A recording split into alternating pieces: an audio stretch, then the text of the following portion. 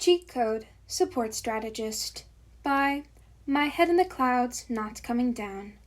Read by Rat Overlord. Chapter 34. Round 1. Summary. The first round of the tournament. Ochako forcefully reminded herself that she had nothing to be scared of as she waited for the match to start. If a group of students that weren't even in the hero course could stand up to Bakugo and even call him Kacchan just because they thought it was funny, then she, a future hero, had no reason to be terrified of him. Now, if only her heartbeat would get the memo. Midoriya had offered to help her come up with a strategy to use against him, but Ochako already had the beginnings of a plan in her mind, and she didn't want to only rely on the support course to get her through. If she succeeded here, then she'd know that she was strong enough on her own merit, and if she didn't, then she'd know that she still needed to improve. The second that Midnight started the match, Ochako rushed forward, only to be brutally blown back. She kept going. It could have been her imagination, but it felt like Bakugo was going harder against her than he normally would. A couple of times she even heard him mutter something about Deku as he forced her back, so she figured he was probably taking out his frustrations with Midoriya out on her. It wasn't fair, obviously, but this was Bakugo they were talking about, the guy who pretty much called everyone extras, so she didn't really have high expectations when it came to kindness or empathy. Hopefully, however, she could use his anger to her advantage. When people were angry, they became hyper-focused and missed things. She used the smokescreen Bakugo was creating to float as many small rocks as she could, only slowing down and stopping when she felt like there was no way he could avoid her meteor shower. What? Finally giving up? Bakugo scoffed. I should have expected that from anyone willing to partner up with Deku. I think you have a lot to learn about not underestimating people, Ochako panted. She was close to her limit now, but it had to be enough. She'd make it enough. Thank you. Bakugo's eyes narrowed. What the fuck for? Ochako smiled and brought her hands together. For keeping your eyes on me! She lunged forward, ignoring the sting as some of the small pebbles hit her on their way down. Bakugo's eyes widened, and she saw a tiny glimmer of fear. She could do this! She reached out towards him. Just a little farther! Bakugo's entire body tensed in determination, and suddenly there was a loud boom, as the loudest boom Ochako had ever heard rocketed the stadium. It was enough to knock her completely off her feet and disintegrate her epic meteor shower to nothing but useless dust and pebbles. Tears pricked at the corners of her eyes, and she struggled to stand, but Bakugo was right there, forcing her to the ground again with another explosion. What was that, round face, huh? Did Deku give you that strategy? No, that was all me. She smiled and pushed past her nausea as she finally managed to touch Bakugo. He tensed as his gravity was removed, but the effects lasted less than a second before Ochako started throwing up and dropped him. So much for that plan. Come on, round face! Fight me!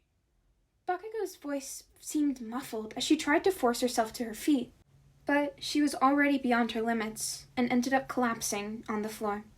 Uraraka is unable to continue, Midnight announced. Bakugo wins! Isuku swallowed nervously and ran through everything he knew about Mina Ashido, watching carefully as she stretched, limbering herself up for the match. Ashido was kind, from what he'd seen, and had decent quirk control, but nothing too special. She could control both the acidity and viscosity of her acids, which made her dangerous. But she didn't really have any ranged attacks from what he'd seen. Then again, neither did he. Unlike the first round, there wasn't really any convenient robot for him to hack. He could take control of the security systems, maybe, but that would be risky because that would take time and would leave him open to attack. His best bet for now was to keep her at a distance and then figure something out as he went along. That was assuming that he even wanted to win this round to begin with, which he still hadn't decided. Begin! Ashido immediately started skating towards him on her acid. Honestly, I feel kind of bad for beating you. Bakubro said that you're quirkless, so this is kind of a bad matchup for you, huh? Isuku couldn't help feeling annoyed as he ran away. Every matchup's a bad matchup for me. That doesn't mean I should give up. Oh yeah, more power to you, you know? Ashido laughed. But you're gonna lose. It was weird because it felt like she should be making fun of him.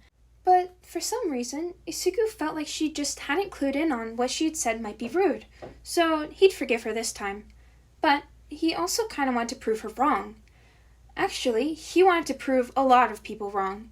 He wanted to prove, live on national television, that quirkless didn't mean useless, and he wouldn't need to rely on his tech to do it. Just Ashido's quirk and maybe a loophole or two. Isuku grinned and kept running around the stage, zigzagging around the space and keeping just barely out of reach of Ashido. The crowd seemed to be getting bored with their little game of cat and mouse, but it wouldn't last too much longer. Isuku was already having to jump half the time just to avoid the acid trails that Ashido was leaving everywhere as she ran. He waited until about 80% of the stage was completely coated in acid before taking off his uniform jacket and running towards the corner of the stage. There was a small torch in each corner.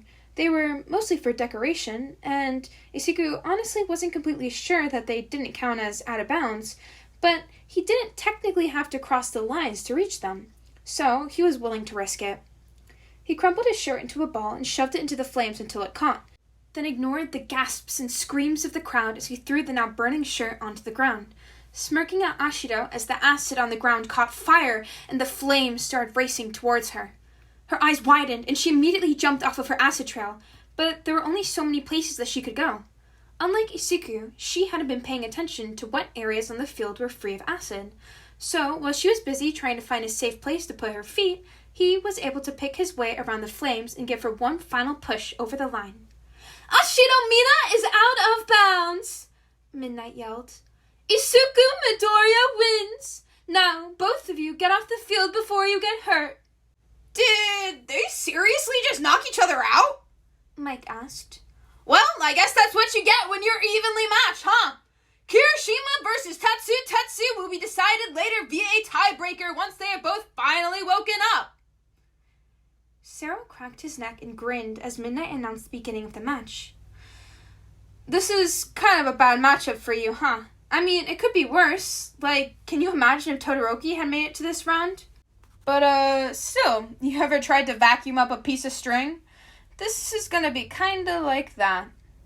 Kaibara shrugged and started rotating his fingers experimentally. I guess you might be right, but what kind of hero would I be if I let a little thing like bad quirk matchup keep me from fighting? Sero shook his head and shot at a tape from both elbows. As expected, the tape immediately started wrapping around his arms. It wouldn't be long before he wouldn't be able to rotate at all, and Sero would win. To his surprise, however, Kaibara suddenly started rotating faster than he was producing tape. Before Sero could speed up to compensate or cut his tape off, Kaibara had used his tape to pull them together, and Sero's eyes widened as Kaibara's head started to spin. One devastating headbutt later, Kaibara was grimacing as he tried to free his arms from the tape. Sero is KO'd! Kaibara wins! Are you sure you don't want to use any of my babies? Hatsume asked innocently. Just to level the playing field, you know? Monoma scoffed. Are you implying that I can't beat you on my own merit? Class 1B is superior. We don't need to rely on charity from the other courses to prove our abilities, unlike some classes. Are you forgetting that it was my team that came in first during the cavalry battle? At least I didn't provide opportunities for Class 1A bastards to steal our points. Hey! We just wanted everything to be fair! May jumped up and down in excitement as she made a final mental inventory of her babies. Taking away that many points and not giving anyone a chance to recover would have just been so rude. The best don't have time to worry about the opinions of the others. Monoma rolled his eyes. You may as well give up now. Your babies aren't going to stand a chance against 3 quirks. May pretended to think about it for a moment. Nah, I still haven't gotten what I came for. And what is that? Monoma sneered. May grinned maniacally as Midnight told them to start. The spotlight! Monoma huffed haughtily, rapidly growing his hand 10 times its size and reaching towards her. The spotlight goes to those that deserve it. May tapped the mic that Isuku has programmed for her and smiled when she heard the sound echo through the stadium speakers. Hello, ladies and gentlemen! I am May Hatsume, the future CEO of Hatsume Industries, and I'd like to introduce you to my voice echoed over the speakers as well. How is she doing that? My best guess is that Midoriya helped her hack into our speaker system. Aizawa sounded amused. Problem child. The first invention is one of my personal favorites, May announced, eyes zooming in on the booth where the support companies were watching with interest. It's a multi-purpose capture net that can take care of even the most troublesome of quirks. She shot the net towards Monoma, who might have been able to dodge if the extra weight from the large hands hadn't thrown him off. He growled as the net wrapped around him, but his eyes shone with anger and determination as his hand shrunk and vines started growing from his head and reaching between the holes in the net. Ah! As my lovely assistant is demonstrating, nets aren't the best fit for every quirk heroes encounter. That's why each of my capture weapons is controlled by magnets. She pressed a button and the net fell apart. One button control for easy capture and release. I'm not your assistant! Monoma's face turned bright red and he untangled his vines from the remainder of her net and shot them towards her. Stop toying with me! May simply kept smiling and pressed another button. Legs shot out from her backpack and effortlessly helped her to dodge. My universal tripod senses and responds to threats in the environment, and the multi-directional control means that this nifty invention will help you dodge and weave no matter where your opponent's attacks are coming from. Stop monologuing and fight me already! Monoma yelled. Do you think support is better than 1B? Is that it? Sometimes, however, you need a little more firepower. May ignored Monoma's protest as she grabbed yet another invention from her belt. And what's better for firepower than a flamethrower? Perfect for combating plant-based quirks or really any quirk that might be flammable. Monoma panicked as the vines caught fire, but he detached them quickly enough that the flames didn't manage to burn him. May was both curious and excited as she wondered what quirk he'd use next, since Isakun had said that he would copy 3. He had also said that his quirk would limit the fight to about 5 minutes or so, since, after that, he'd basically be fighting quirkless, and it wouldn't be nearly as entertaining, so she'd have to be efficient and show all her inventions that she wanted to before his quirk ran out. May glanced up at the support booth again and smiled in triumph. They were eating this up. Fine, you want to play dirty? Monoma scowled at her. Let's see how you handle this! The ground beneath her began to turn to mush, but May simply activated her hover boots and her jetpack. I recommend using these two inventions in tandem, but they're both amazing on their own as well. When it's too dangerous to be on the ground, why limit yourself to obeying gravity? Monoma ground his teeth together and reactivated the quirk that made his hands larger as he attempted to swat her out of the air. She responded by shooting him with a portable taser. The fight went on like that for a few minutes, and May was careful to respond to each new threat with a different baby so that the support companies would be able to see her full variety of her arsenal. Monoma kept getting more and more angry until he stopped being able to call on the quirks that he'd copied and his shoulders slumped. May finished off showing off one more invention, then bowed. Thank you, everyone! Just a reminder that it's May Hatsume, future CEO of Hatsume Industries. She dusted off her hands and stepped over the line with a sigh. Pleasure doing business with you! Midnight sounded like she was holding back laughter as she announced the match. Hatsume is out of bounds. Monoma wins! Kamakiri started shooting his blades at Tsubara as soon as the match began, but, as predicted, his blades simply buried themselves harmlessly in an invisible shield of hardened air. He didn't let that intimidate him, however, and kept throwing his blades. The thing about Tsubaraba's air construction was that they were very fragile. Enough good hits and they were liable to shatter. He kept up his assault, but Tsubaraba didn't make it easy with how he kept moving around the stage to avoid his knives. Kamakiri rolled his eyes as Tsubaraba made his way to the other side, visibly out of breath. Are you already done? I was looking forward to a fight. Tsubaraba simply smiled and took a deep breath.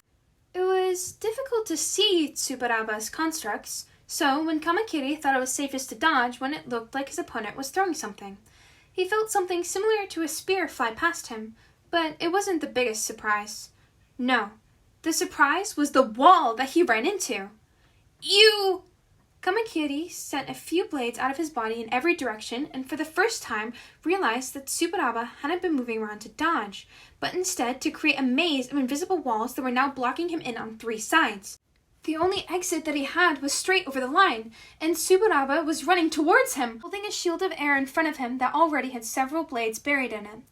Kamakiri tried to hold his ground, he really did, but it only took a few instinctual steps backwards for him to officially lose the match. Kamakiri is out of bounds, Midnight yelled. Tsubaraba wins! Pony was really hoping that Shinso's quirk wasn't riddles. She knew it was some kind of brainwashing, since she'd obviously spent a good portion of the second round under his control, but she had no idea how to protect herself. So the best thing that she could do would be to end the match before he had a chance to use it. That's why, as soon as Midnight gave the signal to begin, Pony immediately began shooting her horns at him. He dodged, most of them deftly, only getting a few grazes, but he just kept staring at her. President Mike's voice echoed over the field, and Pony made a note to tell Vlad Sensei that they might need a new speaker system, since the audio quality was super weird. For those of you that don't know, Pony is an exchange student from, where was it again? Australia? America! Pony yelled. How did her English teacher not remember where she was from? They talked about her hometown. From across the field, Shinso smirked, still maintaining eye contact. I win. Pony felt her body relax with a jolt as Shinso took control. Oh no! This must have been the eye contact! That was why he hadn't stopped staring at her. Turn around and walk out of the bounds like a good little hero, Shinso ordered, and Pony didn't have any choice but to obey. Well, that was weird! President Mike spoke up again, but the audio quality was better. She's just obeying him! Pony is out of bounds. Shinso wins. It is a pleasure to fight another servant of darkness, Tokoyami said seriously. Of course, Kurohiro responded. It is an honor. Oh, come on! Stop being edgelords and let's get this fight over already! Dark Shadow complained, lunging forward and swiping at Kurohiro. The moment that she did, however, their opponent completely disappeared. What? Dark Shadow yelled. Where'd he go? Tokoyami's eyes widened and he reared back as Kurohiro emerged from his chest, right where he joined with Dark Shadow. Boo. Tokoyami stepped back, but managed to get hold of Kurohiro's arm and shoved him away. How? Kurohiro smirked and ran towards Dark Shadow again. Just like before, he disappeared as soon as they made contact. But this time, Dark Shadow stiffened and started moving somewhat jerkily. Fumikage! Dark Shadow made a clumsy swipe at him, and Tokoyami felt a strike of fear. I'm not doing this! Tokoyami's mind raced. What did he know? He knew that somehow Kurohiro was able to disappear when he made contact with Dark Shadow. It was almost as if they were melting together, and he seemed to be trying to control her, which was bad. So how could he counteract that? Dark Shadow! Tokoyami yelled. Return to me! Thankfully, Dark Shadow still had just enough control over her actions to obey the order, and within moments, she had gratefully disappeared back inside Tokoyami's chest. As soon as Dark Shadow disappeared, Kurohiro became visible again, right in front of Tokoyami. I guess I need a little more practice before I can really control dark objects, huh? Kurohiro looked exhausted. Oh well. Tokoyami didn't want to have to do this without Dark Shadow, but he would do what it took to win and protect his quirk. Taking advantage of Kurohiro's exhaustion, Tokoyami tackled him to the ground and pinned him. He struggled for a few moments, but then Dark Shadow emerged and braced Tokoyami so that he had some extra strength, all while being careful to not touch Kurohiro. After a few seconds, it became apparent that he wasn't getting out of this, and Kurohiro stopped struggling. Kurohiro is now unable to move. Tokoyami wins. Second round bracket. Bakugo versus Midoriya. Kirishima versus Kaibara. Monoma versus Tsubaraba. Shinso versus Tokoyami. So sorry y'all, didn't really have any bloopers for this one. But as always, if you enjoyed, definitely feel free to leave a like or comment down below, and you should totally subscribe so you can stay up to date with whenever I post.